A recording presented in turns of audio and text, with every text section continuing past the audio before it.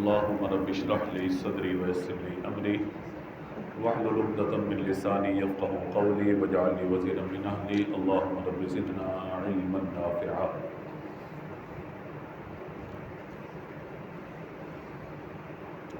دوسرے پارے کی جو آخری آیات ہیں، یعنی 15 رکوع مکمل ہوئے ہیں اور 16ویں رکوع سے جو مضامین شروع ہو رہے ہیں، یہاں سے انشاءاللہ ہم ذکر کر رہے ہیں۔ اللہ تبارک و تعالیٰ نے ارشاد فرمایا: الم تر الی الملأ من بنی اسرائیل من بعد موسیٰ اذ قالوا لنبی له وابعث لنا ملکا نقاتل فی سبیل اللہ قال هل عصیتم ان کتب علیکم القتال الا تقاتلوا قالوا وما لنا الا نقاتل فی سبیل اللہ وقد اخرجنا من دیارنا وابنائنا فلما كتب عليهم القتال تولوا الا قليلا منهم واللہ علیم بالظالمین۔ اے ہمارے محبوب، کیا آپ نے بنی اسرائیل کے اس گروہ کو، اس جماعت کو نہ دیکھا کہ جو موسیٰ علیہ السلام کے بعد ہوئے، جب انہوں نے اپنے ایک نبی سے کہا کہ ہمارے لیے ایک بادشاہ مقرر کریں تاکہ ہم اللہ کے راستے میں جہاد کریں۔ نبی علیہ السلام نے فرمایا: کیا ایسا تو نہیں ہوگا کہ اگر تم پہ جہاد فرض کیا جائے تو تم جہاد نہ کرو؟ انہوں نے کہا: ہمیں کیا ہوا کہ ہم اللہ کی راہ میں نہ لڑیں گے، حالانکہ ہمیں ہمارے وطن اور ہماری اولاد سے نکال دیا گیا۔ تو پھر جب ان پر جہاد فرض کیا گیا، تولوا الا قلیلا منہم، تو بہت کم لوگوں کے علاوہ سب نے منہ پھیر لیا۔ واللہ علیم بالظالمین، اور اللہ ظالموں کو خوب جانتا ہے۔ یہ بڑا دلچسپ واقعہ ہے، اور میں نے ذکر کیا تھا ایک دن 2 دن قبل کے تابوت سکینہ کے اعتبار سے انشاءاللہ آپ کی خدمت درس کروں گا۔ تو یہ وہی واقعہ ہے جو دوسرے پارے کے آخری رکوع کے اندر بیان فرمایا گیا۔ خلاصہ یہ ہے کہ حضرت موسیٰ علیہ السلام کے بعد جب بنی اسرائیل میں، یعنی حضرت موسیٰ علیہ السلام کو اللہ نے فرعونیوں سے اور فرعون سے نجات بخشی، تو آپ اپنے قوم کو لے کے مصر کی طرف آباد ہوئے، اور آج ہم نے آیات کی تلاوت کی ہے کہ جب سامنے ایک بڑی قوم ان کے سامنے لڑنے کے لیے آئی تو انہوں نے کہا: فَاذْهَبْ أَنْتَ وَرَبُّكَ فَقَاتِلَا، کہ موسیٰ آپ جاؤ اور اپنے رب کو ساتھ لے جاؤ، تم کے لوگ جا کے جہاد کرو، ہم تو نہیں جا رہے۔ أَنْتَ وَرَبُّكَ فَقَاتِلَا إِنَّا هَاهُنَا قَاعِدُونَ۔ تو یہ ایسی قوم تھی کہ جو سرکش تھی، جس کے بارے میں نے آپ کو پہلے بھی عرض کیا۔ تو جب یہ گناہوں کی طرف اور نافرمانی کی طرف آ گئے تو ظاہر ہے کہ جب انسان اللہ کے نبی کی تعظیم نہ کرے، ان کا کہنا نہ مانے، اور اللہ کے نبی کی اور اللہ تبارک و تعالیٰ کی نافرمانیوں پہ اور بغاوت پر اتر آئے، تو پھر اللہ تبارک و تعالیٰ ایسے لوگوں پر ظالم و جابر لوگوں کو مسلط فرما دیتا ہے۔ تو ایسا ہی ہوا وہاں بھی کہ جب ان پر ان کی بداعمالیاں بہت زیادہ بڑھنے لگی تو اللہ تبارک و تعالیٰ نے قوم عمالقہ، یہ قوم تھی جس کا نام ہے، اس کو ان پر مسلط کیا، اور ان کا ایک بادشاہ تھا جالوت، بڑا ظالم بادشاہ تھا جالوت، یاد رکھیے گا جیم سے جالوت۔ اس قوم کے لوگ مصر اور فلسطین کے درمیان بحر روم میں رہتے تھے۔ انہوں نے بنی اسرائیل کو نکالا، ان کے شہروں پہ قبضہ کر لیا، اور بنی اسرائیل کو دھکے دے کے وہاں سے، یوں سمجھیے کہ انہیں اپنی طاقت کے زور پہ وہاں سے نکال دیا، اور طرح طرح کی سختیاں کی ان پہ، یہاں تک کہ وہ لوگ اکیلے پسپائی پہ مجبور ہو گئے اور تنہا ہو گئے۔ بنی اسرائیل جو حضرت موسیٰ علیہ السلام کے ماننے والے تھے، لیکن ظاہر ہے کہ نافرمانی کی اور جہاد کو چھوڑا تو ان پر پھر یہ عذاب اور ذلت مسلط کر دی گئی۔ انہی میں خاندان نبوت کی ایک خاتون موجود تھی، جو بنی اسرائیل تھے نا، خاندان نبوت کی۔ اچھا، بنی اسرائیل آپ کو بتا چکا ہوں کہ یہ حضرت یعقوب علیہ السلام کے اولاد میں سے تھے، یاد ہے نا آپ کو؟ اسرائیل یعقوب علیہ السلام کا لقب، اور بنی اسرائیل کا مطلب اولاد یعقوب علیہ السلام۔ تو ظاہر ہے کہ اللہ کے نبی کے اولاد میں سے تھے یہ۔ تو ان میں ایک پاک دامن بیوی موجود تھی، ان کے یہاں ایک بیٹی کی ولادت ہوئی جس کا نام شمیل رکھا گیا، شین میم واو یا اور لام۔ بعد نے شمائیل بھی اس کو پڑھا، لیکن بعد نے جو درست تلفظ کے ساتھ پڑھا شمویل، واو کے ساتھ یا شمویل، اس طریقے سے 3-4 تلفظ اس کے بیان کیے گئے، لیکن شمائیل اس طرح کا کوئی لفظ نہیں ہے، شین ماؤ، شین میم واؤ یا لام اس طرح۔ حضرت شمویل علیہ السلام جب یہ بڑے ہوئے تو انہیں توریت کا علم حاصل، کیونکہ اولاد انبیاء میں سے تھے تو لہذا توریت کا علم حاصل کرنے کے انہیں بیت المقدس کی طرف ایک بزرگ عالم کے سپرد کیا، وہ آپ کو پڑھاتے رہے، یہاں تک کہ جب حضرت شمویل علیہ السلام بلوغت کی عمر کو پہنچے تو رات اسی عالم صاحب کے قریب آپ آرام فرما رہے تھے، توریت کے عالم تھے۔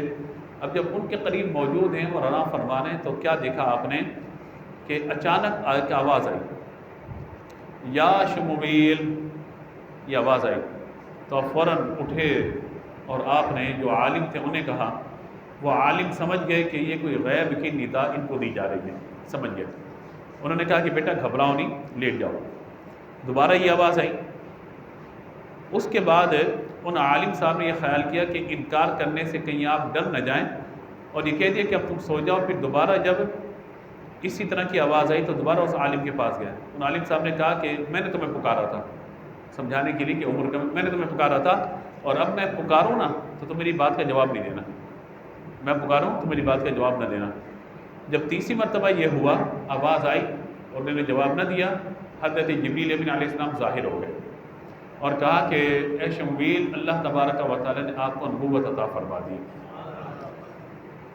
نبی تو پیدا ہی نبی ہوتا ہے، لیکن ظاہر اللہ نے اب نبوت کے اعلان کا آپ کو ارادہ فرما لیا ہے، تو لہٰذا آپ اپنی قوم کی طرف لوٹ جائیے اور اللہ تبارک و تعالیٰ نے جو آپ کو یہ منصب دیا ہے اپنی قوم کو جا کر بتائیے۔ جب آپ اپنی قوم کی طرف آئے تو انہوں نے کہا لو بھائی، یہاں سے گئے تھے پڑھنے کے لیے، واپس آ کے نبی بن کر، نافرمان قوم تھی نا، انکار کر دیا، کہا نہیں مانتے ہم، اتنی جلدی نبی کیسے بن گئے؟ اچھا ایک بات بتائیے، اگر آپ نبی ہیں تو کوئی نشانی ہمیں دکھائیے۔ تو کہا کیا نشانی چاہتے ہو؟ تو کہا ایک کام کریں کہ ہمارے لیے جب جہاد کا موقع آئے نا، یعنی قوم کو دار جہاد کا موقع آتے ہیں، جب جہاد کا موقع آئے تو اس وقت آپ ہمارے لیے کسی ایک بادشاہ کو مقرر کیجیے گا اور وہ بادشاہ اللہ کی طرف سے مقرر کردہ ہو، تو پھر ہم یہ دیکھیں گے کہ واقعی آپ نبی ہیں یا نہیں ہیں۔ تو اب یہ سارا معاملہ جو ہوا، اور یہ آیت کے اندر کیا ہے کہ اس قالوا النبی لهم مبعث لنا ملکا نقاتل فی سبیل اللہ، کہ جب ہم جہاد کے لیے جائیں تو ہمارے لیے آپ جو ہے جہاد فرض کیجیے، تو ایک بادشاہ کو آپ مقرر کیجیے۔ یہ جو واقعات بیان کیے جاتے ہیں نا، اب یہ واقعات بیان کرنے کا ایک مقصد صرف تاریخی معاملات کو بتانا نہیں ہوتا، بلکہ وعظ و نصیحت بیان کرنا مقصود ہوتا ہے کہ گزشتہ قوموں نے یہ اعمال کیے تو ان کا انجام کیا ہوا، اگر تم کرو گے تو تمہارے ساتھ بھی یہی ہوگا۔ آج بھی ہمارے یہاں دور حاضر کے اندر آپ دیکھ لیجئے کہ آج میرے آقا صلی اللہ تعالیٰ علیہ وآلہ وسلم کی جو تعلیمات ہیں، جو احکامات قرآن ہیں، اس امت نے جہاد کو چھوڑ دیا، اس امت نے ایک مسلمان کی دوسرے مسلمان کے ساتھ جو ایک ایمانی کیفیت و تعلق ہے اس کو ترک کر دیا۔ ہم یہ کہتے ہیں کہ میرے ملک کے اندر، میرے شہر کے اندر، میرے گھر میں جو ہے بس وہ صحیح ہے، باقی جس کو جو کرنا ہے وہ کرے۔ حالانکہ مسلمان تو جسد واحد کی طرح ہے نا، فرمایا کہ جیسے جسم کے اندر آنکھ میں کوئی تکلیف ہو تو پورا جسم اس کے درد کو محسوس کرتا ہے، سر میں تکلیف ہو آنکھ محسوس کرتی ہے، آنکھ میں تکلیف ہو پورا جسم اس درد کو محسوس کرتا ہے۔ لیکن آج آپ دیکھیے کہ کشمیر کے اندر، شام کی پٹی میں اور اس وقت غزہ کی طرف جو کچھ معاملات ہو رہے ہیں، ہمارے 57 اسلامی ممالک بالکل بھی چپ ساتھ کے بیٹھے ہیں، کس کے پاس کچھ بھی نہیں ہے۔ اور اگر مسلمانوں کو کہا جائے کہ بھائی ان کی مصنوعات کا بائیکاٹ کرو، کم از کم معاشی طور پر تو نقصان پہنچاؤ، ہمارے مسلمان بھائیوں کو اس بائیکاٹ کی توفیق بھی نہیں ہوتی۔ حالانکہ سب کو پتہ ہے کہ کیا مصنوعات ہیں جن کا جو ہم کر سکتے ہیں وہ تو کریں نا۔ ہم کہتے ہیں وہ نہیں کر رہا، وہ اپنے اعمال کا جواب دے، ہم جو کر سکتے ہیں وہ تو کریں نا۔ چند دن اگر کولڈ ڈرنک نہیں پئیں گے تو مر نہیں جائیں گے بھائی، چند دن ان کی مصنوعات استعمال نہیں کریں گے تو کوئی آندھی طوفان نہیں آ جائے گا۔ تو ہمیں اس بات پر غور کرنا چاہیے کہ جو ہم کر سکتے ہیں وہ تو کریں نا۔ عملی طور پر ہمارا وہاں پہنچنا ممکن نہیں ہے اور ہم کسی بھی قسم کا فساد چاہتے نہیں ہیں۔ اور اس وقت جو ہے جو ان کی کیفیت ہے، خدا کی قسم کبھی دسترخوان پر بیٹھیے اور جب افطار کے وقت کھجور ہاتھ میں لیجیے نا تو ان بچوں کو یاد کیجیے، ان خواتین کو یاد کیجیے جو ظلم و ستم ہو رہا ہے اس کو دیکھیے، شاید افطار کے وقت ایک گھونٹ پانی کا ہمارے حلق سے نیچے نہ اترے، ہماری کیفیت وہ ہونی چاہیے۔ لیکن ظاہر ہے کہ ہم اس وقت اتنے یوز ٹو ہو چکے ہیں کہ شاید یہ باتیں اب کرنے والے کو ہم یہ کہتے ہیں پتہ نہیں کیا باتیں لے کے بیٹھ گیا بھائی، کیوں کر رہے ہیں اس طرح کی باتیں۔ لیکن اس درد کو، ایک مسلمان کے درد کو، اس کی کیفیت کو محسوس ہمیں کرنا چاہیے۔ جو ہم کر سکتے ہیں وہ تو کریں نا۔ اللہ تعالیٰ مجھ سے اور آپ سے ہماری استطاعت کے مطابق جواب لے گا۔ جو ہم کر سکتے ہیں وہ تو کریں نا۔ ہو سکتا ہے کہ میرے ان کی مصنوعات کے بائیکاٹ نہ کرنے سے جو نفع ان کو مل رہا ہے، اس نفع سے کوئی بلٹ بنا لی جائے، کوئی گولی بنا لی جائے، کوئی ایسی چیز بنا لی جائے کہ جو پھر یہاں سے ہماری تو غذا بن رہی ہے لیکن وہاں ہمارے بھائیوں کے لیے موت کا سامان بن رہی ہے۔ تو لہٰذا کوشش کرنی چاہیے، جو اپنے حصے کا چراغ ہے اس کو جلانا چاہیے۔ تو جب ان سے کہا گیا کہ اگر تم پر جہاد جو ہے وہ تمہیں حکم دیا جائے تو کیا کرو گے؟ تو انہوں نے کہا کہ آپ بادشاہ مقرر کیجیے، ہم جہاد کے لیے چلے جائیں گے۔ تو حضرت شبیر علیہ السلام نے اللہ کے حضور دعا کی، یعنی اب سامنے والی جو قوم ہے نا، جنہوں نے ان کو بستیوں سے نکال دیا، ان سے جہاد کرنے کا موقع آ گیا۔ کہا کہ تم جہاد کرو، میں اللہ کا نبی ہوں اور اللہ تعالیٰ تمہیں کامیابی عطا فرمائے گا۔ تو انہوں نے کہا کہ آپ کوئی بادشاہ مقرر کیجیے ہمارے لیے۔ تو حضرت شمیل علیہ السلام نے اللہ کے حضور دعا کی، اللہ تبارک و تعالیٰ نے جہاد کا حکم ان کو فرمایا۔ اچھا، یہ قوم پہلے کہتی تھی آپ کسی بادشاہ کو مقرر کیجئے اور ہمارے لیے جہاد کا حکم دیجئے، ہم جہاد کے لیے آگے بڑھیں گے اور اس بادشاہ کی نگرانی میں جہاد کریں گے۔ اللہ نے بادشاہ بھی مقرر فرما دیا، جہاد کا حکم بھی دے دیا، اب یہ پیچھے ہو گئے، ہم تو نہیں کر رہے جہاد۔ آج ہمارے لوگ مسلمان کوئی بات کا مفتی صاحب فتویٰ دیں علماء جہاد کے لیے، ہم کہتے ہیں ہم جہاد کی بات تو بہت دور کی بات ہے، ہم یہ کہتے ہیں بھائی ماہ رمضان میں 5 نمازیں باجماعت مسجد میں آ کے ادا کرو۔ یہ بڑا مشکل کام ہے، نماز پڑھنا مشکل کام ہے۔ تراویح میں 1-2 دن قبل دوست کہہ رہے تھے کہ حضرت اس مرتبہ کوئی پاؤں میں زیادہ درد ہو رہا ہے، لمبی تراویح چل رہی ہے۔ تو میں نے کہا شروع کے دن ہے، کچھ صبر کریں، اللہ پاک آسانی کرے گا، عادت ہو جائے گی تراویح۔ یعنی ہم 1 گھنٹہ 1.25 گھنٹہ تراویح میں قرآن سننے کے لیے تیار نہیں ہیں اور جہاد کریں گے، یہ سختیاں، یہ شدتیں برداشت کریں گے؟ سبحان اللہ، یہ بازو ہمارے آزمائے ہوئے ہیں۔ مصنوعات کا بائیکاٹ ہو نہیں رہا، آپ جہاد کا فتویٰ جاری کریں۔ سبحان اللہ، بدعملی جو ہے نا قوم کو اسی طریقے سے برباد کرتی ہے کہ بڑے بڑے دعوے کریں گے، نعرے بڑے بڑے لگائیں گے، ہم یہ کر دیں گے وہ کر دیں گے، قدم بڑھاؤ ہم آپ کے ساتھ ہیں، پیچھے مڑ کے دیکھو کوئی بھی نہیں ہوگا۔ تو بھائی جو کرنے کے کام ہے نا وہ کریں، فضول نعرے بازی نہ کریں۔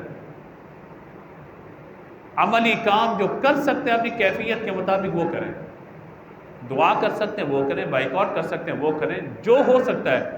اور اگر کچھ غلہ اناج آپ ان تک نہیں پہنچا سکتے، آپ کے ملک کے اندر، آپ کے خاندان کے اندر جو غریب و فقراء ہیں ان کا تو خیال کر لیجیے آپ۔ کیا غریب فقط رمضان میں غریب ہوتا ہے؟ کیا غریب کا دسترخوان فقط رمضان میں خالی ہوتا ہے؟ پورا سال اس کا معاملہ کیا ہوتا ہے؟ ہم وہ رمضان میں مدد کر کے، رمضان میں راشن دے کے، رمضان میں ساری افطاری کھلا کے ہاتھ جھاڑ کے کھڑے ہو جاتے ہیں۔ اور میں ایک بات اور کرنا چاہتا ہوں، کچھ لوگ کہا جاتا ہے بھئی یہاں پہ لاکھوں روپے کی افطاری کروائی جاتی ہے، لاکھوں روپے کی ساری کروائی جاتی ہے۔ سحری کرنے والے کون ہوتے ہیں؟ افطاری کرنے والے کون ہوتے ہیں؟ یہ بڑی بڑی لینڈ کروزر کے اندر، گاڑیوں کے اندر فیملیز کی فیملیز جا رہی ہیں، یہ غریب لوگ ہیں۔ 50 لاکھ 40 لاکھ کی گاڑی کے اندر فیملی کو بٹھا کے آؤٹنگ کے لیے بھی ہم سحری کرنے کے لیے جا رہے ہیں فلاں جگہ پر، اور وہاں پہ جب مرغابیاں اور پتہ نہیں کیا کیا جو حلال اشیاء ہیں وہ کھلائی جا رہی ہیں، اور کہا ہم غریبوں کو سحری کروا رہے ہیں، غریبوں کو افطاری کر رہی ہے۔ غریب لوگ جو گاڑیوں میں جا کے سحری افطاریاں کر رہے ہیں بھائی، میں جو بات کر رہا ہوں سمجھ میں آ رہی ہے نا آپ کو؟ ہم سحری افطاری کروانے کے مخالف نہیں ہیں، جو طرز عمل ہے اس کی ہم بات کر رہے ہیں۔ کام اچھا ہے تو اچھے طریقے سے ہونا چاہیے۔ کیا نمود و نمائش آپ نے لگائی ہوئی ہے بھائی؟ آپ یہی باکس پیک کر کے لوگوں کے گھروں میں پہنچا دیجئے نا۔ آپ کہتے ہیں ہمارے پورے ورکر موجود ہیں، گھروں میں پہنچا دیجئے۔ آپ کسے منع کیا؟ آپ گھر گھر پہنچائیے نا، آپ کا کام ہونا چاہیے اگر خدمت خلق کا جذبہ ہے۔ ہاں اگر آپ نے ٹارگٹ کیا بھی اپنے 5 لاکھ افراد کو سحری کروانی ہے، 5 لاکھ کو افطاری کروانی ہے، ٹھیک ہے 1 لاکھ یہاں کھلا دیجئے، باقی 4 لاکھ کو گھروں تک تو پہنچا دیجئے، کچھ تو کیجئے۔ اچھے اچھے کام جو ہو رہے ہیں کچھ نہ کچھ اس میں طریقے کو تبدیل کرنے کی ضرورت ہے، لیکن ہمارے یہاں نمود و نمائش جو ہے اس چیز کو جو ہم نے اپنا معیار بنا لیا ہے کہ پورا میڈیا کھڑا ہوا ہو، سب کے سامنے دیگے کھلیں، سب کے سامنے جو ہے دسترخوان لگایا جائے اور کوریج کی جائے، پھر بتایا جائے ہم یہ کر رہے ہیں، ہم یہ کر رہے ہیں، ہم یہ کر رہے ہیں، ہم یہ کر رہے ہیں۔ سبحان اللہ، کدھر گیا اخلاص، کدھر گیا اللہ کی رضا کا جذبہ، کدھر گیا کہ بند مٹھی میں دو، سیدھے ہاتھ سے دو، الٹے ہاتھ کو خبر نہ ہو، کدھر چلی گئی یہ ساری باتیں؟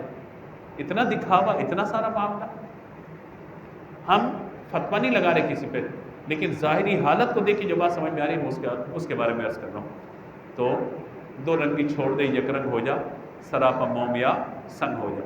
اپنے اعمال پہ ہر ایک کو غور کرنے کی ضرورت ہے۔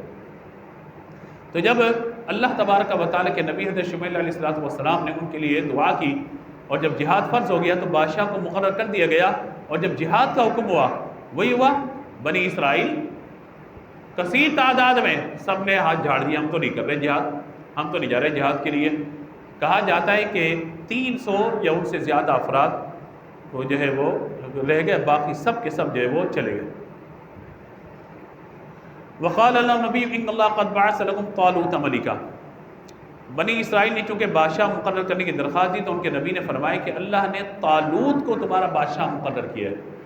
سامنے جو قوم عمالقہ کا بادشاہ تھا وہ کون تھا؟ جالوت۔ کون تھا؟ جالوت۔ اور یہاں اللہ نے بنی اسرائیل کے لیے بادشاہ کس کو مقرر فرمایا؟ طالوت کو۔ جالوت قوم عمالقہ، اور یہاں پر اللہ کے نبی کی دعا سے طالوت، طا کے ساتھ طالوت، ان کو بادشاہ مقرر فرمایا۔ جب بادشاہت ان کو دی گئی تو انہوں نے کہا انا یکون لہ الملک علینا ونحن احق بالملک ولم یؤت سعۃ من المال۔ کہا کہ ہمارے اوپر اسے بادشاہی کہاں سے مل گئی؟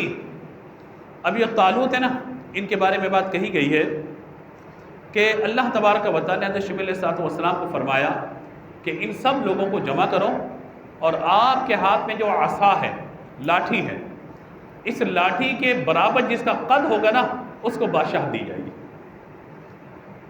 یہ ہوتا ہے اس کو بادشاہ بنا دیا گیا، تو یہ کیسے بنا دیا؟ کہا بھئی یہ اللہ کا حکم ہے، یہ لاٹھی، اس لاٹھی کے برابر جس کا قد ہوگا اس کو اللہ تعالیٰ تمہاری بادشاہ عطا فرمائے گا۔ اب جب قد ناپے گئے تو اللہ کا حکم، طالوت کا قد جو ہے وہ لاٹھی کے بولیے برابر تھا، عصا کے برابر۔ کہا یہ تمہارا بادشاہ ہے۔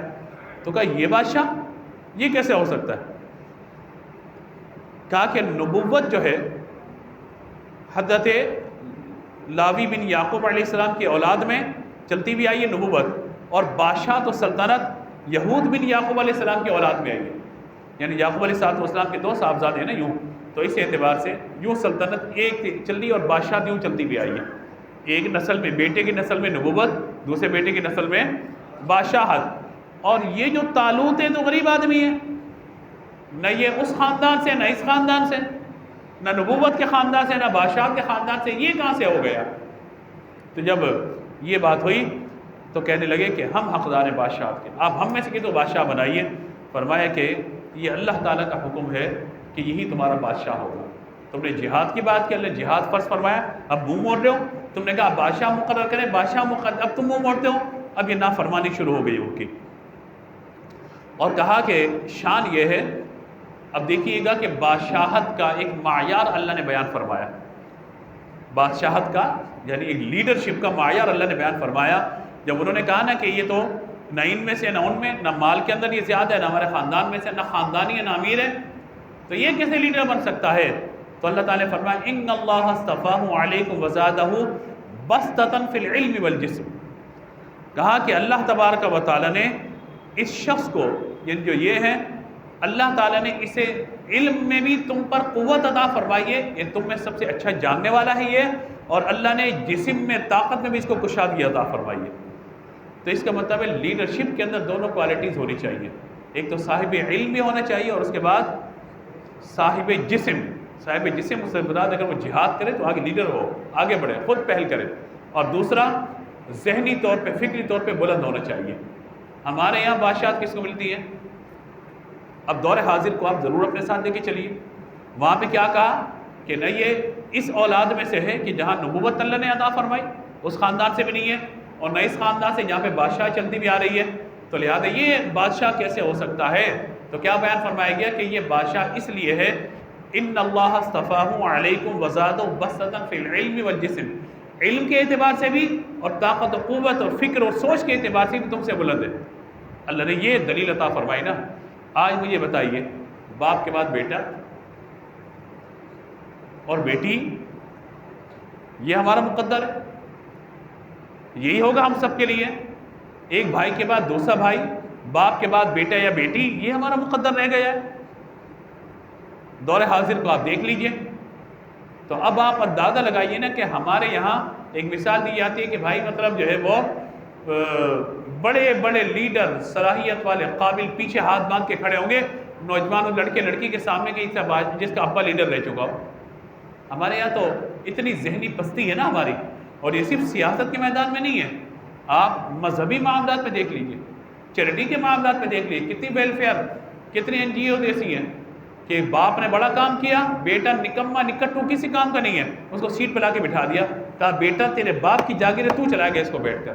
یہ کون سا طریقہ کار ہے بھائی؟ آپ سیاسی جماعتیں دیکھ لیجئے، مذہبی معاملات دیکھ لیجئے، آپ جو ہے وہ ادارے آپ دیکھ لیجئے، ہر جگہ پہ یہ چل رہا ہے کہ باپ کے بعد اولاد۔ کیوں؟ کسی اور میں کوئی صلاحیت نہیں ہے، پیچھے سب موجود ہیں، ہاتھ باندھ کوئی کہے کہ یوں نے یوں، آؤٹ، کک مار دی جاتی ہے اس کو، پارٹی سے باہر، چاہے سیاسی میدان ہو، چاہے مذہبی معاملات ہو، چاہے خانقاہی نظام ہو ہمارا۔ باپ بڑا عالم، باپ متقی پرہیزگار نیک آدمی، اور بیٹا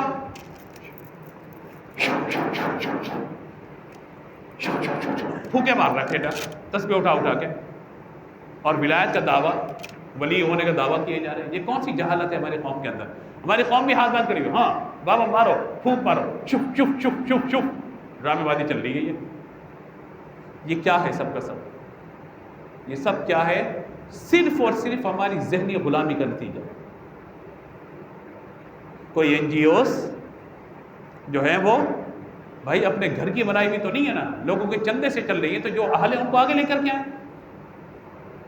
مذہبی جماعتیں اور بڑا کام کرنے والے لوگ، جو باپ کے بعد بیٹا، ہاں اگر بیٹا باصلاحیت ہے تو ایک الگ بات ہے، میں یہ نہیں کہہ رہا کہ بیٹے کو بناؤ ہی نہ، بیٹا اگر باصلاحیت ہے، واقعی اگر اللہ نے اس کو بھی وہ صلاحیت عطا فرمائی تو ٹھیک ہے، آپ اس کو آگے لے کر آئیں، کس نے منع کیا؟ لیکن ذہنی غلامیت ہماری یہ ہو چکی ہے، باپ کے بعد بیٹے کے علاوہ کسی کو قبول ہی نہیں کیا جائے گا، ایسا ماحول بنا دیے جاتے ہر جگہ پر، باپ کے بعد بیٹا ہی وارث ہوگا، اس کا باقی کوئی وارث نہیں ہوگا۔ سیاسی جماعتیں، مذہبی جماعتیں اور چیریٹی کی جو ہماری تنظیمات ہیں، ہر جگہ پہ یہ چل رہا ہے کہ بھائی باپ کے بعد بیٹا۔ اور اگر آپ غیر مسلموں کی طرف چلے جائیے تو وہ اپنی زندگی میں کسی کو اپنا جانشین مقرر نہیں کرتے، کہتے ہیں بعد میں جو شورا ہے یا کمیٹی وہ فیصلہ کرے گی کیا ہے کیا نہیں ہے، اور یہی نظام اسلام ہے۔ حضرت عمر فاروق اعظم رضی اللہ تعالیٰ عنہ سے کس نے کہا تھا کہ آپ اپنے بیٹے کے لیے وصیت کر کے جائیے کہ بعد میں آپ کا بیٹا جو وہ خلیفہ بن جائے، مسلمانوں کا امیر بن جائے۔ فرمایا کہ جس کو طلاق دینا صحیح طریقے سے نہیں آتی، حالانکہ حضرت عبداللہ بن عمر کتنے جلیل القدر صحابی ہیں، مفسر قرآن ہیں، قرآن پاک کو پڑھنے والے ہیں اور بڑے باصلاحیت مجاہد ہیں، لیکن فرمایا کہ تو طلاق دینا صحیح سے نہیں آتی۔ اور واقعہ یہ ہے کہ انہوں نے حیض کی حالت میں اپنی زوجہ کو طلاق دے دی تھی ناپاکی کے ایام میں، تو نبی مکرم علیہ الصلوۃ والسلام فرمایا کہ تم اسے رجوع کرو اور پاکی کے ایام میں طلاق دو، تو دینی ہی اگر طلاق تو یوں مطلب ایک تفصیلی بات ہے واقعہ۔ تو اس واقعے کو دلیل بنا کر پوری بات چونکہ بھی میں نے نہیں کی، اس سے کوئی دلیل طلب نہ کر لیجیے گا طلاق کے حوالے سے، میں نے صرف آپ کو اشارت اس واقعے کو ذکر کیا۔ تو کہا کہ پھر کیا کہا، ہم شورا بنا کے جائیں گے، پھر آپ نے شورا قائم کی۔ حضرت عبد الرحمن بن عوف بھی تھے، حضرت عثمان غنی بھی، حضرت علی بھی اور دیگر صحابہ نے فرمایا کہ اب یہ فیصلہ کریں گے کہ مسلمان کا خلیفہ کون ہونا چاہیے۔ یہ ہے نا بات اصل تو، میرے آقا صلی اللہ تعالیٰ علیہ وآلہ وسلم اپنا جانشین کس کو مقرر کر کے نہیں گئے، لیکن مسلمانوں نے حضرت صدیق رضی اللہ تعالیٰ عنہ کو اپنا خلیفہ منتخب کر لیا، کیونکہ مقام اتنا بلند و بالا تھا، حضرت ابوبکر کے سامنے کون خلافت کا دعوے دار ہو سکتا تھا۔ حضرت علی جیسی ہستی جب آپ کے ہاتھ پہ بیعت کر لیں، حضرت عمر فاروق اعظم آپ کے ہاتھ پہ بیعت کر لیں، پیچھے رہ کیا جاتا ہے؟ تو ایسی ہستی، سبحان اللہ۔ حالانکہ حضور نے کاغذ قلم منگوایا تھا لکھنے کے لیے، یہ بھی کہ ادھوری بات میں نہ کر جاؤں آپ کے سامنے، لکھنے کے لیے منگوایا تھا قلم، لیکن میرے آقا علیہ الصلوۃ والسلام نے طبیعت کی ناسازی کی وجہ سے نہ لکھا، اور فرمایا کہ ابو بکر کے علاوہ میری امت کسی اور شخص پہ راضی نہیں ہوگی. یعنی ایسا مقام صدیق اکبر رضی اللہ تعالیٰ عنہ کا. پھر ایسا ہونا کہ شورا فیصلہ کرے, اور شورا بھی دباؤ میں فیصلہ نہیں کہ یہ صاحبزادہ ہے تو اس کو آگے لے کر کے آ جاؤ, سگنیچر آف اتھارٹی دے دو بھائی, اس کو اسٹیمپ اس کے ہاتھ میں دے دو, جو فیصلہ کرے صاحبزادہ حضور, شہزادہ حضور, جو آپ نے کہہ دیا وہی ہو کے رہے گا. نہ جی نہ. پھر صاحبزادہ صحابی اگر منصب پر آئیں تو اہلیت کے ساتھ چیزوں کو دیکھ سکیں. ہمارے یہاں یہی ہو رہا ہے, خانقاہ ہے, سیاسی معاملات ہوں, مذہبی معاملات ہوں. ایون بعض جگہ تو ایسا ہوا ہے کہ مسجدوں کے امامت کے اعتبار سے یعنی جاگیرداری بنا لیا مسجد کی امامت کو, جہاں پہ مطلب ہے ٹھیک ہے باپ کے بعد بیٹا آئے گا. اب وہ بیٹا کسی کام کا نہیں ہے. مسجد کی کمیٹیوں میں یہ ہوتا ہے کہ وہ جاگیرداری یا نظام کہ اگر صدر گیا اس کا بیٹا صدر بن جائے گا مسجد کا. ہاں اگر باصلاحیت ہے, خدمت گزار ہے, مسجد کروائے, خدمت کرے. یہ صرف میں کسی فرد واحد یا کسی ایک خاص تنظیم کی بات نہیں کر رہا. ہر جگہ پہ ہمارے یہاں ذہنی طور پہ سارا معاملہ ہو چکا ہے کہ مطلب جو ہے وہ باپ کے بعد بیٹے والا مزاج جو ہے وہ آتا چلا جا رہا ہے. خیر اللہ تبارک و تعالی ہمارے حال پر رحم فرمائے. تو انہوں نے کہا کہ یہ کیسے ہو سکتا ہے؟ فرمائے کہ یہ تم سے علم میں بھی زیادہ ہے اور جسم میں بھی زیادہ ہے, طاقت و قوت کے اعتبار سے. اور فرمائے کہ جسے اللہ چاہے نبوت عطا فرمائے اور جسے چاہے اللہ تعالیٰ بادشاہت عطا فرمائے. واللہ واسع علیم, اور اللہ تبارک و تعالیٰ علم والا, وسعت والا, وہ زیادہ بہتر تمہارے بارے میں جانتا ہے کیا ہے کیا نہیں ہے. اب یہاں پہ ایک دو چیزیں سمجھ لیجئے کہ علم جو ہے نا وہ مال سے افضل ہے. ایک طرف کروڑ روپے ہوں اور ایک طرف علم ہو, آپ کی ترجیح کروڑ روپیہ نہ ہونا چاہیے بلکہ علم ہونا چاہیے. ایک طرف مال کی کثرت اور ایک طرف علم حاصل کرنے کا آپ کو موقع ملا, آپ علم کی طرف آئیے, کیونکہ بالآخر یہ علم اس سارے مال پر سبقت دے جائے گا. علم جو ہے اس مال پر سبقت دے جائے گا. اسی طریقے سے اللہ کے حکم کے مقابلے میں اپنا تخمینہ, اپنا اندازہ لگانا کہ ہم یہ چاہتے ہیں, اللہ کا حکم ہے لیکن ہم یہ چاہتے ہیں, یہ بھی جائز اور درست نہیں ہوتا. اسی طرح میں نے آپ کو عرض کیا کہ حاکم ہونے کا معیار قابلیت و صلاحیت ہے, خاندان وغیرہ یا مال و دولت یا قابلیت کا معیار نہیں ہے. آگے دیکھیے, وقال نبی ان آیت ملک یاتکم تابوت. اب بنی اسرائیل نے کہا کہ آپ ایک کام کیجئے, ہم تو جہاد کے لیے نہیں جا رہے, ہاں آپ ایک کام کیجئے, وہ جو تابوت سکینہ تھا نا, اگر وہ ہمارے سامنے آ جائے, کیونکہ جب بھی ہمیں فتح ہوئی ہے اس تابوت لکڑی کے جو صندوق ہے وہ ہمارے سامنے ہوتا تھا, ہم جاتے تھے جہاد کرتے تھے, ہمیں فتح مل جاتی تھی. اگر وہ صندوق ہمارے پاس آ جائے نا دوبارہ تو لہٰذا ہم جو ہے وہ پھر جہاد کے لیے جائیں گے. وہ صندوق کیا تھا اس کے بارے میں یہ بات بیان کی گئی ہے کہ بادشاہ کی اب نشانی یہ ہوگی کہ اللہ تعالیٰ تمہیں پرانا گمشدہ صندوق دوبارہ عطا فرما دے گا. یعنی اللہ نے انہیں طالوت کو بادشاہ بنایا نا, تو نشانی کیا ہے ان کے بادشاہ ہونے کی کہ وہ صندوق جو قوم عمالقہ نے تم سے چھین لیا تھا اور اسے گندگی کی طرف ڈال دیا تھا, لہٰذا اب وہ صندوق تمہارے پاس آ جائے گا, اور یہ نشانی ہوگی صندوق کے ملنے کی کہ اللہ نے ان کو بادشاہ مقرر کیا ہے, اور جو طالوت کے ساتھ جائیں گے اللہ تبارک و تعالیٰ انہیں فتح عطا فرما دے گا. نشانی تو ہوا یہ کہ قوم عمالقہ نے ان سے وہ صندوق وغیرہ بنی اسرائیل کو نکالا, تو صندوق بھی لیا, اس کو اٹھا کر گندگی کی طرف ڈال دیا. کہا جاتا ہے کہ اس صندوق کے اندر جو ہے وہ تبرکات تھے. کیا کیا تبرکات تھے؟ حضرت موسیٰ ہارون علیہ السلام کے, کہا اس کے اندر حضرت آدم علیہ السلام پر اللہ نے یہ تابوت نازل فرمایا تھا. اس میں تمام انبیاء اور ان کے مکانات کی تصاویر موجود تھی. تصویر سے مراد یہ جو ہم تصویریں کھینچ رہے ہوتے ہیں, بلکہ اللہ تبارک و تعالیٰ نے نبیوں کی تصویریں اور جہاں وہ قیام پذیر رہائش پذیر ہوں گے ان کی سمجھے ایک لوکیشن آج کل کی جدید اصطلاح کے اندر کہ اس لوکیشن پر اللہ کے یہ نبی تشریف فرما ہوں گے, اس جگہ پر, اس مقام پر, تو وہ تصاویر جو ہے اس کے اندر موجود تھی. یہ کسی انسان کی نہیں, اللہ کی طرف سے عطا کی گئی تھی.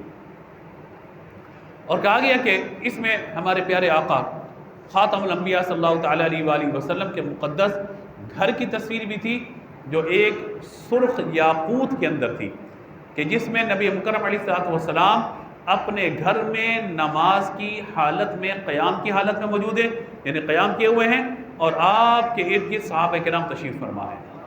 یہ تصویر جو ہے ایک یاقوت کے اندر سمجھیے کہ جس طریقے سے اس کو محفوظ کیا گیا.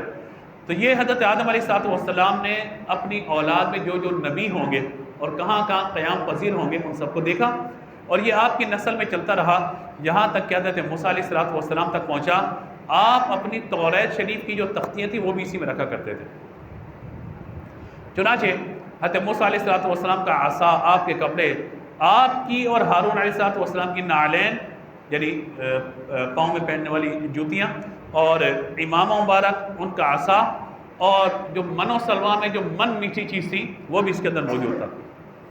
حضرت موسیٰ علیہ السلام جب جہاد کے لیے جاتے اس کو آگے رکھتے، اللہ کے نبی حضرت موسیٰ علیہ السلام اس کو آگے رکھتے، بنی اسرائیل کو تسکین ہوتی تھی کہ جب تک یہ تابوت ہے نا، اس تابوت کی حفاظت کے لیے اللہ کے فرشتے موجود ہیں، اور جب تک یہ تابوت موجود ہے ہم فتح یاب رہیں گے۔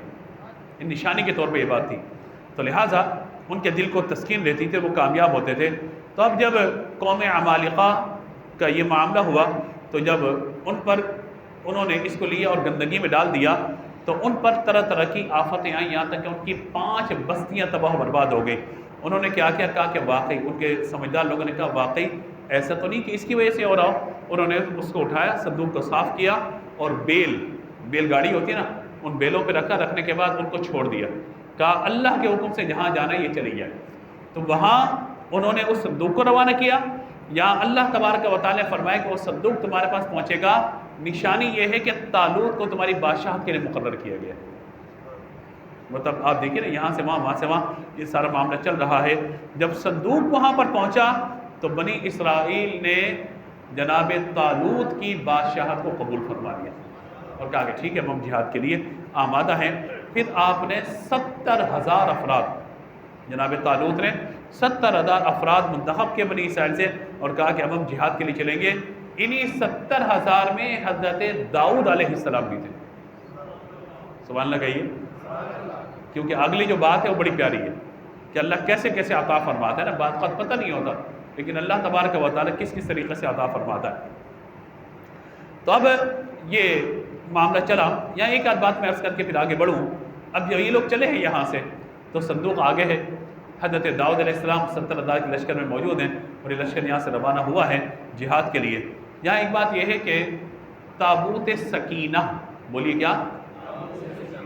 تابوت سکینہ قرآن میں لفظ ہے نا، تابوت سکینہ ان کے پاس آیا۔ تو تابوت سکینہ کا مطلب کیا ہے؟ سکینہ کا مطلب ہوتا ہے اطمینان و سکون۔ ایسا تابوت کہ جس کے سامنے رہنے سے بنی اسرائیل کو سکون و اطمینان حاصل ہوتا تھا، انہیں طمانینت حاصل ہوتی تھی اور سکون میں رہتے تھے وہ۔ تو ظاہر ہے کہ اس کا وہ ادب و احترام بھی کرتے تھے کہ اللہ کے نبیوں کی نشانی اس کے اندر ہیں، تو لہٰذا اللہ کے نبی اس میں نہیں ہیں، اللہ کے نبیوں کی نشانیاں ان سے نسبت رکھنے والی چیزیں ہیں۔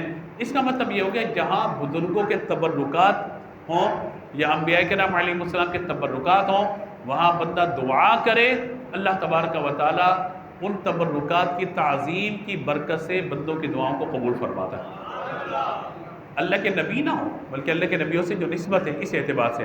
اور یہ بھی معلوم ہوا کہ تبرکات کی تعظیم، تبرکات سے مراد اللہ کے نبیوں سے، ولیوں سے جو چیز نسبت والی ہو اس کی تعظیم یہ شروع سے چلتی بھی آ رہی ہے۔ جیسے آگے سورہ یوسف میں انشاءاللہ ہم سنیں گے کہ حضرت یوسف علیہ السلام کا کرتا جب حضرت یعقوب کی آنکھوں پہ ڈالا گیا، اللہ نے ان کی آنکھوں کو روشن فرما دیا۔ حالانکہ آنکھیں کون روشن کرتا ہے؟ اللہ تبارک و تعالیٰ۔ لیکن قرآن نے کہا کہ اذهبوا بقمیصی ھذا فالقوہ علی وجہ ابی یأتی بصیرا، یہ کرتا میرے باپ کے چہرے پہ ڈالو، ان کی آنکھیں روشن ہو جائیں گی۔ تو روشنی کس نے دی؟ اللہ نے۔ مگر تبرک کیا تھا؟ کرتا تھا، اور کرتے کا تبرک کیا تھا؟ وہ برکت کی صورت میں آنکھوں کی روشنی کی طرح ظاہر ہو گیا۔ تو یہ تابوت سکینہ کا معاملہ۔ اور یہ بھی معلوم ہوا کہ تبرکات کی بے ادبی اور گستاخی انسان کی بربادی کا سبب ہوتی ہے، جیسے ہم نے گزشتہ امتوں کے واقعات ابھی سنے۔ اب یہاں میں ایک بات اپنے ذوق کی آپ کی خدمت میں عرض کرنا چاہتا ہوں، جب کسی شخص سے نسبت رکھنے والی چیز برکت والی ہو جاتی ہے تو وہ ذات خود کتنی برکت والی ہوگی۔ بات سمجھ میں آ رہی ہے؟ آج میرے آقا علیہ السلام کے منہ مبارک کہیں موجود ہو، تشریف فرماؤ، ہم وہاں جاتے ہیں، ادب سے درود پاک پڑھتے ہیں، قصے برد شریف پڑھتے ہیں اور منہ مبارک کی برکت سے دعا کرتے ہیں کہ اللہ ہماری دعا قبول کر لے، تو اس کا اصل یہ تابوت سکینہ ہے۔ نقش نعل پاک، نبی پاک علیہ السلام کی نعل پاک کا نقش ہم اسے اپنے سر پہ رکھیں، اصل نعل پاک نہیں ہے، وہ کیا ہے؟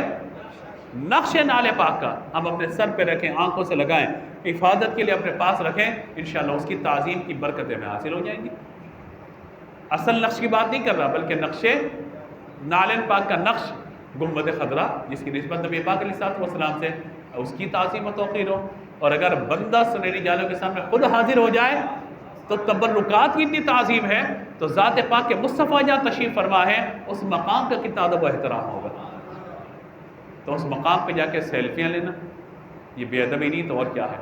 اس مقام پہ جا کر جو ہے وہ گفتگو میں مشغول رہنا یہ بے ادبی نہیں تو کیا ہے؟ تو لہٰذا ادب و احترام کا معاملہ سارا ہونا چاہیے۔ بہرحال جب یہ لوگ آگے چلے تو کہا گیا کہ جالوت سامنے سے آ گیا، مختصر کر رہا ہوں، جالوت سامنے سے آ گیا، اور جالوت جو تھا نا اتنا لمبا طویل قد اور پتہ نہیں اس کی حالت شہزور، اور وہ قوت و طاقت والا تھا، بڑا جابر اور طویل قد اس کا تھا۔ حضرت طالوت نے جب دیکھا کہ جالوت سامنے سے آ گیا اور اس نے آنے کے بعد کہا کہ ہے کوئی میرے مقابلے میں آنے والا، آؤ ذرا، تو حضرت طالوت نے فرمایا اپنے مجاہدین سے، کہا کہ کون ہے جو اس کا مقابلہ کرے گا؟ کوئی ہے جو اس کا مقابلہ کرے گا؟ اب لوگ ظاہر ہے کہ اس کی حیت اور شکل و صورت اور اس کا جسم دیکھ کے کوئی اب ایک رغبت دلائی گئی۔ رغبت کیا تھی؟ کہا کہ جو آگے بڑھے گا نا اور اس جالوت کو قتل کرے گا، میں اسے آدھا ملک تحفے میں دے دوں گا۔ حضرت طالوت نے اعلان کیا مجاہدین، آدھا ملک تحفے میں، اور یاد رکھو اپنی بیٹی سے اس کا نکاح بھی کر دوں گا۔ یعنی بادشاہ نے شہزادی سے نکاح اور اس کے بعد آدھا ملک۔ سب خاموش ہیں۔ حضرت شمیل علیہ السلام کے لشکر میں حضرت داؤد علیہ السلام کے والد عیشا موجود تھے اور ان کے فرزند بھی سارے موجود تھے۔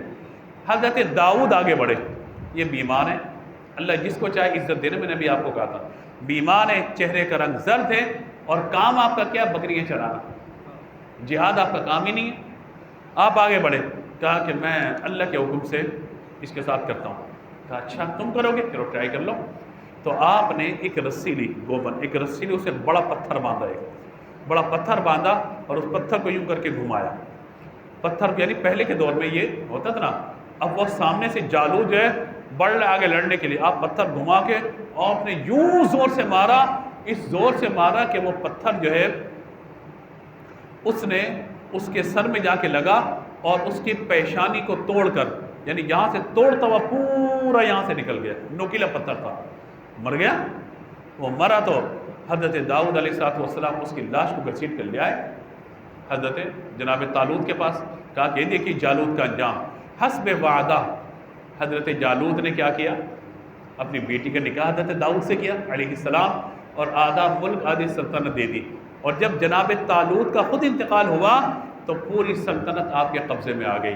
اللہ تبارک و تعالی نے فرمایا داؤد وہ ہیں جنہیں ہم نے حکومت بھی عطا فرمائی، بادشاہت بھی عطا فرمائی، اور سلطنت کے ساتھ ساتھ ہم نے حکمت بھی عطا فرمائی۔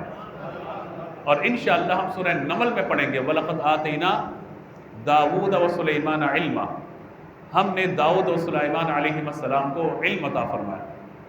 وقال الحمد للہ الذی فضلنا علی کثیر من عبادہ المؤمنین، کہ دونوں نے کہا یا اللہ تیرا شکر ہے تو نے ہمیں باقی لوگوں پر بنی اسرائیل پہ ہمیں فضیلت عطا فرمائی ہے۔ تو پھر حضرت سلیمان علیہ السلام حضرت داؤد کی جانشین ہوئے، داؤد علیہ السلام کے صاحبزادے سلیمان علیہ السلام، اور جب ان کے جانشین ہوئے تو پھر اللہ تبارک و تعالی نے آپ کو زمینی بادشاہت کے ساتھ ساتھ ہواؤں کی اور آسمانوں کی بادشاہت بھی عطا فرما دی۔ اور پھر سلیمان علیہ السلام کی بادشاہت کے بارے میں مشہور ہے، انشاءاللہ ہم 19ویں پارے میں سورۃ النمل کے اندر اللہ نے چاہا تو ان تمام واقعات کو سنیں گے۔ تو اب یہ بات خلاصے کے طور پہ میں یاد کروں کہ اللہ تبارک و تعالیٰ کی طرف سے انعامات عطا کیے جاتے ہیں، ملتا ہے، اور جو صبر کرنے والے ہوتے ہیں نا، جن کی زندگی میں کنسسٹنسی ہوتی ہے، مستقل مزاجی ہوتی ہے، اور وہ مستقل مزاجی کے ساتھ کام کرتے رہتے ہیں نا، اللہ تبارک و تعالیٰ میں ضرور کامیابی عطا فرماتا ہے۔ کسی کام کو شروع کرنا مشکل ہوتا ہے، بعد میں وہ کام آسان ہو جاتا ہے۔ جیسے روزہ رمضان آتا ہے، بندہ سوچتا ہے میں کیسے 14 گھنٹے کا روزہ رکھوں گا، لیکن جب روزے کی نیت کر لیتا ہے نا، اللہ اس کے لیے، بولیے، تراویح میں لوگ مزاج ہوتا ہے ٹلہ مان لو، آج نہیں پڑھو تراویح، لیکن گھر سے نکل کے تراویح کے لیے اللہ اکبر کہہ دیا نا، آسان ہو جاتا ہے۔ ہم بھی اپنا تیاری کر کے آتے ہیں، کتنا پڑھیں، کیا کریں کیا نہیں کریں، دعا کرتے یا اللہ آسان کرتے، کھڑے ہوتے ہیں اللہ اکبر کہنے کی دیر ہوتی ہے، پھر تو الحمدللہ آسانی بولیے ہو جاتی ہے۔ تو زندگی کا کوئی بھی معاملہ، میں نے اپنی زندگی کے جو تجربات ہیں اس اعتبار سے میں اپنے بزرگوں کی اکابرین کی روشنی بات عرض کروں۔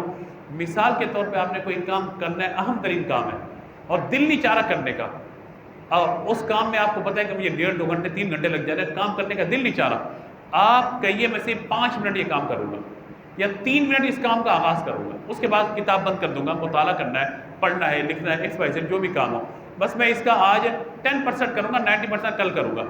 آپ کام کو شروع کریں گے نا، وہ 10% کے بجائے انشاءاللہ آپ 100% کام کر لیں گے۔ یہی میں کہتا ہوں کہ آپ قرآن پاک کھولیں ضرور پڑھنے کے لیے ترجمہ، آپ تلاوت کے لیے قرآن کھولیں، ترجمے کے لیے کھولیں۔ ٹھیک ہے آپ کا ٹارگٹ 5 رکوع پڑھنے کا تھا، آپ کہیں نہیں 5 نہیں، آج صرف میں 3 آیتیں پڑھوں گا۔ جب قرآن اٹھا لیں گے، پڑھنا شروع کریں گے نا، قرآن کی برکت ہوگی انشاءاللہ، آپ پورے 5 رکوع کی تلاوت بھی کر لیں گے، ترجمہ بھی پڑھ لیں گے انشاءاللہ۔ اور یاد رکھیے رمضان وہ مہینہ ہے جس نے پڑھ لیا تو پڑھ لیا، پھر پورے سال پھر ظاہر کے وقت نہیں مل پاتا، اور رمضان اگر قرآن پاک کا ترجمہ ذہن سے گزرتا رہے تو انشاءاللہ اس کی برکتیں سال بہ سال حاصل ہوتی رہیں گی۔ ویسے تو روزانہ کوشش کرنی چاہیے، ورنہ کم از کم ماہ رمضان میں اپنا ٹارگٹ ضرور بنائیے کہ مجھے روزانہ 1 پارہ اور رمضان مکمل ہونے پہ مکمل قرآن کا ترجمہ پڑھنا ہے، اور پھر جو واقعات قرآن آپ پڑھتے چلے جائیں گے آپ کو مزہ آتا چلے جائے گا۔ تو ہر سال تلاوت قرآن کے ساتھ ساتھ ترجمہ قرآن کا ایک دورہ بھی آپ کی نظر سے ضرور ہونا چاہیے۔ اللہ تبارک و تعالیٰ ہم سب کو عمل کی توفیق عطا فرمائے۔